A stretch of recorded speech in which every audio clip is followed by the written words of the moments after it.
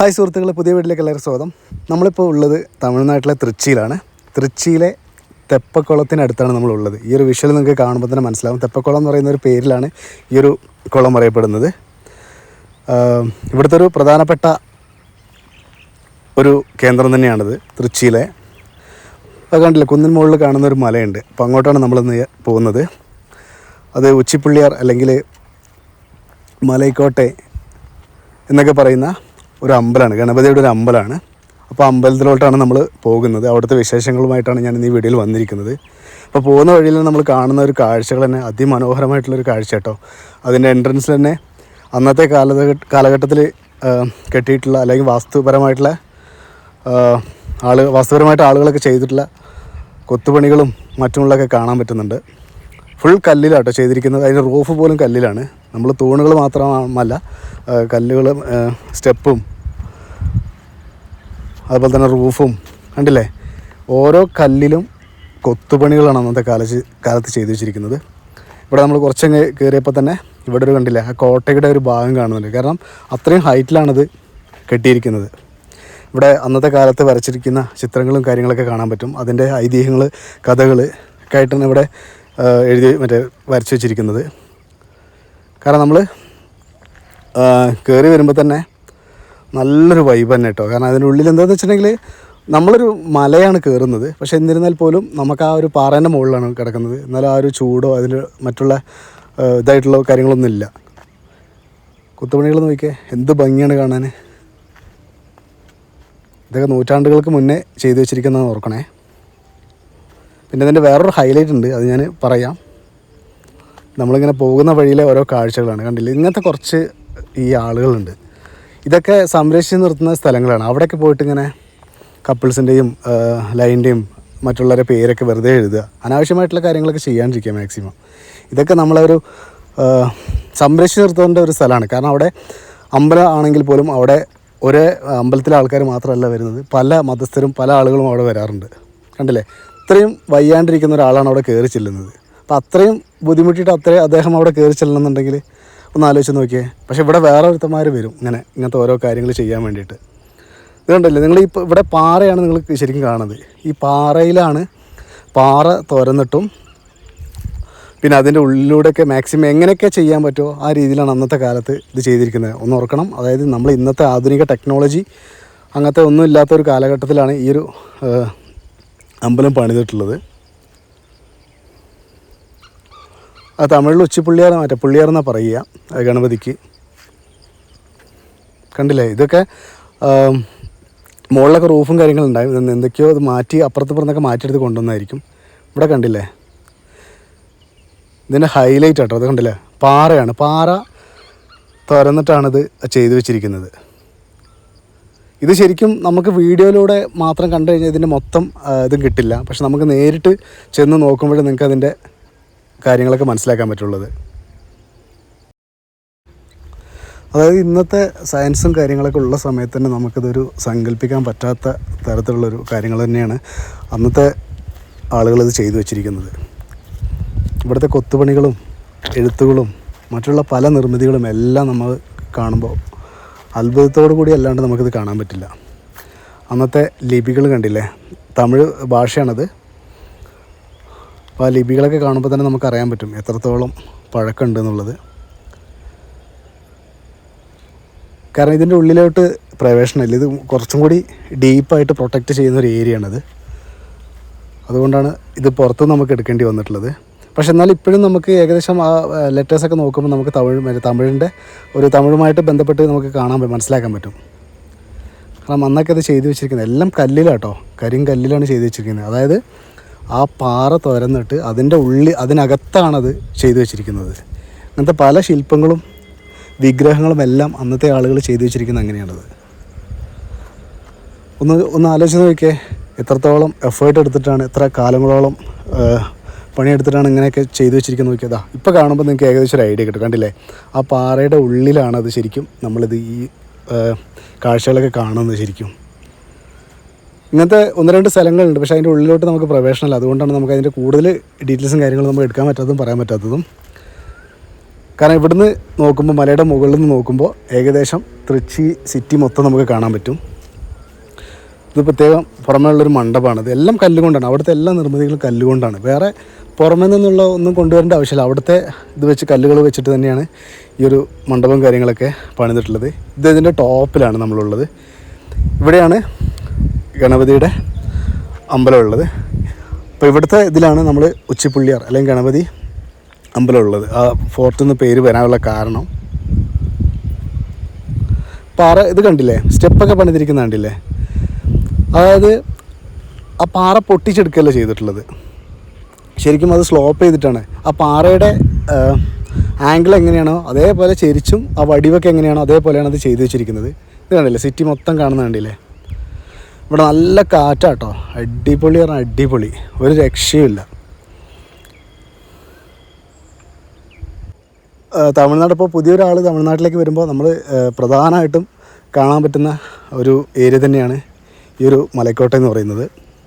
കാരണം മലക്കോട്ടൻ്റെ മുകളിൽ കയറി കഴിഞ്ഞാൽ നമുക്ക് സിറ്റി മൊത്തം കാണുകയും ചെയ്യാം, കാവേരി നദി എല്ലാം കാണുകയും ചെയ്യാം. അതേപോലെ തന്നെ നമ്മൾ ടൗണിൽ തിരിച്ചേക്ക് എത്തുന്നതിന് മുമ്പ് തന്നെ നമുക്ക് ഈ ഒരു മലക്കോട്ട നമുക്ക് കാണാൻ പറ്റും. ഇതിൻ്റെ അടുത്തൊക്കെ വീടുകൾ കണ്ടില്ലേ, ഇതിൻ്റെ പല ഭാഗങ്ങൾ കണ്ടില്ലേ.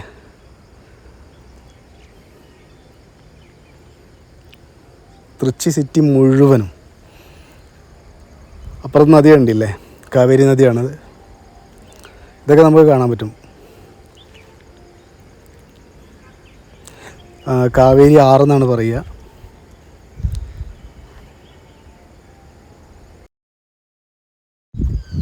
നമ്മളിപ്പം ഏറ്റവും ടോപ്പിലാണുള്ളത്. ഉച്ചിപ്പുള്ളിയാർ അമ്പലത്തിൽ നമ്മൾ തൊഴുത് നേരെ അതിൻ്റെ മുകളിലോട്ട് കയറി. അതിൻ്റെ മുകളിലോട്ട് കയറിയിട്ടുള്ളൊരു വിഷ്വലും കാര്യങ്ങളൊക്കെയാണ് ഇപ്പോൾ ഞാൻ നിങ്ങൾക്ക് കാണിച്ചു തരുന്നത്.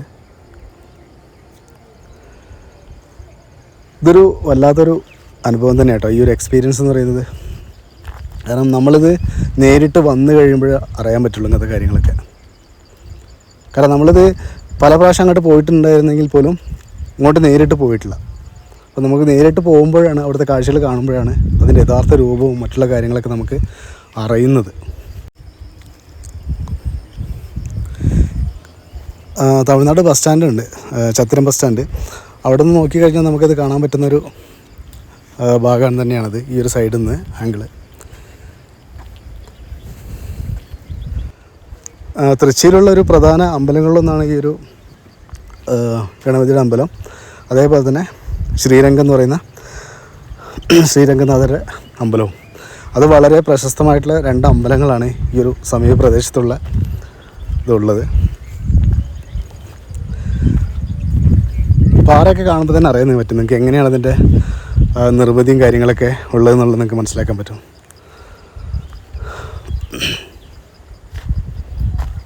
കാരണം ചില പാറയെടുക്കലൊക്കെ നമ്മൾ അള്ളി പിടിച്ചൊക്കെ കയറണം. അപ്പോൾ ഒരു ഭാഗത്ത് വന്ന് നോക്കുമ്പോൾ ഇങ്ങനെ പരന്നതായിട്ടുള്ള ഏരിയ ഒക്കെ ഉണ്ട്, കിട്ടും. അപ്പുറത്തൊക്കെ മതിലൊക്കെ ഉണ്ട്, പക്ഷെ നമ്മൾ അതിന് എൻഡിലേക്ക് പോയിട്ടില്ല. കാരണം എല്ലായിടത്തും ഇങ്ങനെ റെസ്ട്രിക്ഷനും കാര്യങ്ങളും ബോർഡും കാര്യങ്ങളൊക്കെ വെച്ചിട്ടുണ്ട്. അപ്പോൾ നമ്മൾ റിസ്ക് എടുത്തിട്ട് അങ്ങനെ അങ്ങോട്ട് മാക്സിമം പോകാണ്ടിരിക്കുക, അതാണ് ഏറ്റവും നല്ലത്.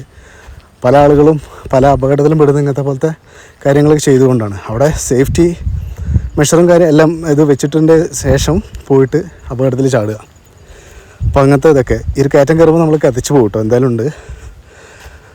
പിന്നെ ഇവിടുത്തെ വഴിപാടുകൾ കുട്ടികൾ ആകാൻ വേണ്ടിയിട്ടും കുട്ടികളില്ലാത്തവർക്ക് വേണ്ടിയിട്ട് പലതരത്തിലുള്ള വഴിപാടുകളുണ്ട്. അപ്പോൾ അതൊക്കെ ഇവിടെ വന്നിട്ട് ഇങ്ങനെ ഈ ഒരു ഇതിൽ ചെയ്ത് വെക്കാറുണ്ട്. ഓരോരുത്തരുടെ വിശ്വാസമാണത്. വിശ്വാസമുള്ളവർ ചെയ്യട്ടെ, ഇല്ലാത്തവർ ചെയ്യണ്ട, അത്രേ നമുക്ക് പറയുള്ളൂ. ഇത് നമ്മൾ പറയുന്നത് വെച്ചാൽ നമ്മുടെ ഒരു എക്സ്പീരിയൻസ് ആണ് നമ്മളിവിടെ പറയുന്നത്. കണ്ടില്ലേ, ഞാൻ നേരത്തെ പറഞ്ഞില്ലേ പാറയുടെ അവിടെ ശരിക്കും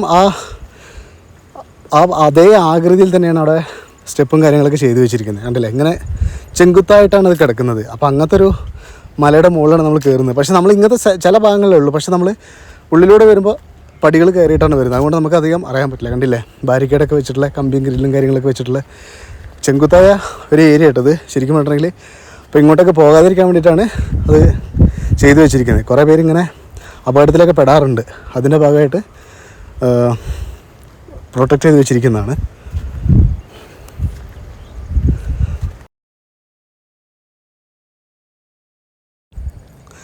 ഇത് പല വഴികളോടെയും, അതായത് വിജയനഗര സാമ്രാജ്യം, പല്ലവാസ്, അങ്ങനെയുള്ള മുൻ തലമുറകളൊക്കെ കടന്നു പോയിട്ടുള്ള ഒരു ഭാഗം തന്നെയാണിത് ശരിക്കും.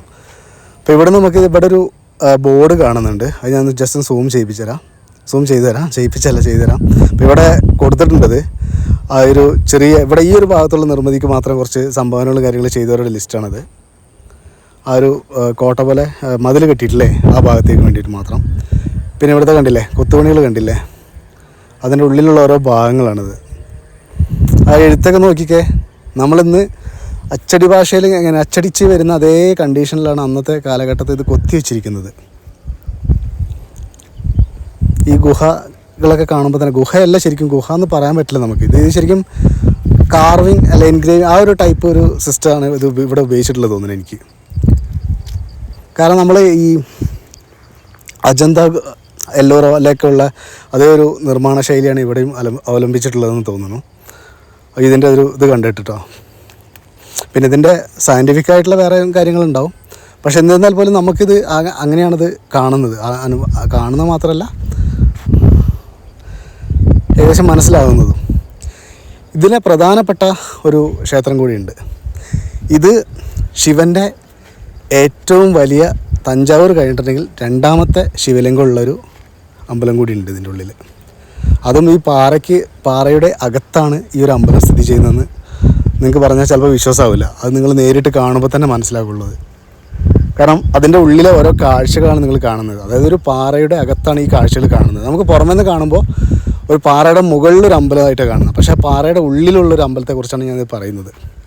ഇതിൻ്റെ ഉള്ളിലെ കാഴ്ചകൾ നോക്കിയേ, എല്ലാം കല്ലാട്ടോ. നമ്മൾ ഫ്ലോർ മുതൽ തൂണും അതിൻ്റെ റൂഫും വരെ കല്ലാണ് ശരിക്കും. അന്ന് മുതൽ ഈ ഒരു നൂറ്റാണ്ട് വരെ, ഈ ഒരു പുതിയ കാലഘട്ടം മുതൽ വരെ ഇവിടെ ഒന്നും ഒരു മഴയോ ചോർച്ചയോ അങ്ങനെയൊന്നും ഇല്ലാണ്ടിരിക്കുകയാണ് ഇപ്പോഴും. അപ്പം അന്നത്തെ നിർമ്മിതിയുടെ ഒരു സ്പെഷ്യാലിറ്റി ഒന്ന് ആലോചിച്ച് നോക്കിയേ. ഇവിടെ കണ്ടില്ല എന്ത് ഭംഗിയാണ് നോക്കിയേ. കാരണം വീഡിയോയിൽ കാണുന്നതിന് നിങ്ങൾക്കൊരു പരിമിതി ഉണ്ട്, പക്ഷെ നേരിട്ട് കാണുമ്പോഴാണ് നിങ്ങൾക്കത് കൂടുതൽ ഒരു എക്സാക്റ്റ് ആയിട്ടുള്ള ഒരു ഇത് കിട്ടുക. അന്നത്തെ കാലത്ത് തന്നെ കണ്ടില്ലേ ആ വെളിച്ചം വരാനൊക്കെ വേണ്ടിയിട്ട് എന്താ ചെയ്ത് വെച്ചിരിക്കുന്നത് നോക്കിയേ.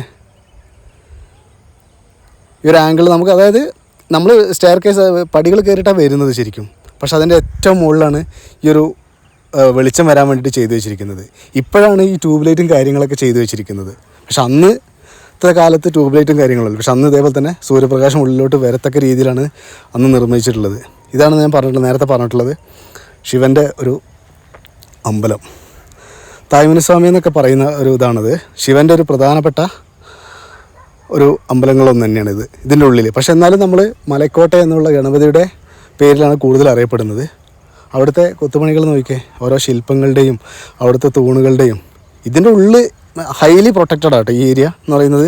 ശരിക്കും പറഞ്ഞിട്ടുണ്ടെങ്കിൽ നമുക്ക് ഫോട്ടോഗ്രാഫി പോലും നമുക്ക് അലൗഡ് അല്ല. അപ്പോൾ ഞാനെന്താ വെച്ചാൽ പുറമേ നിന്ന് കാണുന്ന കുറച്ച് ഭാഗങ്ങൾ മാത്രം അത് നിങ്ങൾക്ക് മനസ്സിലാക്കാൻ വേണ്ടി മാത്രമാണ് എടുത്തിട്ടത്. പിന്നെ നമുക്ക് തൊഴാൻ പോകുന്ന ഭാഗങ്ങളൊന്നും നമുക്ക് ഷൂട്ട് ചെയ്യാൻ പറ്റില്ല.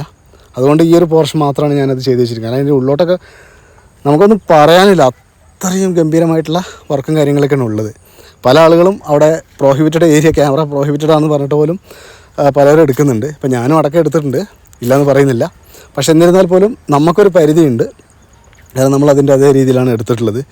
ചെറിയൊരു പോർഷൻ നമുക്ക് ഈ ഒരു വീഡിയോയ്ക്ക് വേണ്ടി മാത്രം എടുത്തിട്ടുള്ളത്. പിന്നെ അതിൻ്റെ ഉള്ളിലോട്ട് പോകുമ്പോൾ നമ്മൾ ക്യാമറ മൊത്തം ഓഫാക്കിയിട്ടാണ് പോയിട്ടുള്ളത്. അവിടെ നിന്നുള്ളൊരു ഭാഗങ്ങളും കാര്യങ്ങളൊന്നും എടുത്തിട്ടില്ല. ഈ ഒരു കാഴ്ചകൾ കാണുമ്പോൾ തന്നെ നിങ്ങൾ മനസ്സിലാക്കിക്കൊള്ളുക. കാരണം ഇത്രയും ഡീപ്ലി അന്നത്തെ ആളുകൾ അത് ചെയ്തു വെച്ചിരിക്കുന്നെങ്കിൽ അവർ ചില്ലറക്കാരല്ല. കാരണം നമ്മൾ പലപ്പോഴും നമ്മൾ അവരെ കളിയാക്കുക, പ്രാകൃത ആളുകൾ, പ്രാകൃതമായിട്ട് ഉള്ള കാര്യങ്ങളെന്നൊക്കെ. നോക്കിക്കഴിഞ്ഞാൽ അന്ന് ചെയ്തു വെച്ചിരിക്കുന്ന കാര്യങ്ങൾ നോക്കിക്കേ. ഇന്നത്തെ പല സാങ്കേതിക വിദ്യ കൊണ്ടും ഇതുപോലത്തെ ഒരു നിർമ്മിതി നമുക്ക് പറ്റില്ല ശരിക്കും. നമുക്ക് എന്തൊക്കെ ഇപ്പം വേൾഡ് ട്രേഡ് സെൻറ്റർ ഉണ്ട്, പിന്നെ ബുർജ് ഖലീഫ, അങ്ങനെ പല നിർമ്മിതികളുണ്ടെങ്കിൽ പോലും ഈഫൽ ടവറോ അല്ലെങ്കിൽ താജ്മഹലോ അല്ലെങ്കിൽ ഇങ്ങനത്തെ ഇതുപോലെ നമ്മുടെ ഹെറിറ്റേജ് ആയിട്ടുള്ള കുറേ മ്യൂസിയം കാര്യങ്ങളൊക്കെ ഉണ്ടല്ലോ, അതുപോലുള്ളൊരു ക്രിയേറ്റിവിറ്റി ഇനി വരാൻ പോകുന്നില്ല. കാരണം ഈ ഒരു ഇത് കാണുമ്പോൾ തന്നെ നിങ്ങൾക്ക് മനസ്സിലാക്കാൻ പറ്റും. നമ്മളൊക്കെ ഇത് സിനിമയിൽ മാത്രമാണ് ഇങ്ങനത്തെ ഒരു ആംബിയൻസൊക്കെ കാണുന്നത് ശരിക്കും. പക്ഷെ നേരിട്ട് കാണുമ്പോഴാണ് എത്രത്തോളം എന്ന് പറയും, എന്താ പറയുക, അതിൽ നമുക്ക് അതിനപ്പുറത്തോട്ടൊരു വാക്കില്ല ശരിക്കും. അത്രയും മനോഹരമായിട്ടാണ് ഇതിൻ്റെ ഉള്ളിലൊക്കെ ഉള്ളത് കേട്ടോ. ഇത് ശരിക്കും ഞാൻ പറയുന്നതിനേക്കാളും നല്ലത് നിങ്ങളിതിങ്ങനെ കാണണത്. ഈ ഒരു വീഡിയോ കാണുന്നതിനനുസരിച്ച് നിങ്ങൾക്ക് നേരിട്ടൊരു ദിവസം അങ്ങോട്ട് പോകാൻ പറ്റുകയാണെങ്കിൽ ആ ഏരിയയിലേക്ക് നിങ്ങൾ പോകണം. പോയതിന് ശേഷം മാത്രമാണ് ഞാൻ പറയുന്നതിൻ്റെ ആ ഭംഗിയും ഇതൊക്കെ എന്താ പറയുക അനുഭവിക്കുമ്പോഴും അറിയാൻ പറ്റുള്ളൂ നിങ്ങൾക്ക് എത്രത്തോളം ഉണ്ട് എന്നുള്ളത്.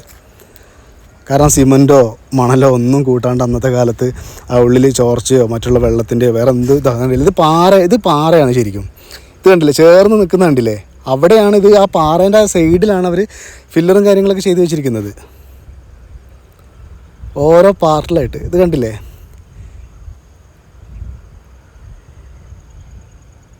അപ്പോൾ ഇത് ഇത്രയും തൂണുകളൊക്കെ അന്നത്തെ എങ്ങനെ ചെയ്ത ഒരു ഐഡിയ ഇല്ല കേട്ടോ.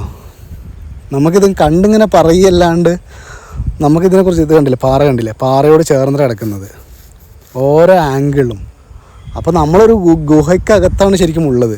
പക്ഷെ അത് നല്ലൊരു അമ്പലമാണത്. കണ്ടില്ലേ, ആ സൈഡൊക്കെ കാണുന്ന പാറ കേട്ടോ. അത് അപ്പുറത്തോട്ടെത്തിയ പാറയാണത്. ശരിക്കും അതിൻ്റെ ഉള്ളിലെ കാഴ്ചകളാണ് കാണുന്നത്. കാരണം ഇവിടെയാണ് നമുക്ക് ശരിക്കും വീഡിയോഗ്രാഫി അലൗഡ് ഉള്ളത്, ഇവിടെ മാത്രം. അങ്ങനെ നമ്മൾ വീഡിയോ കണ്ട് നേരെ വീണ്ടും തെപ്പക്കുളത്തിൻ്റെ അവിടെ എത്തി.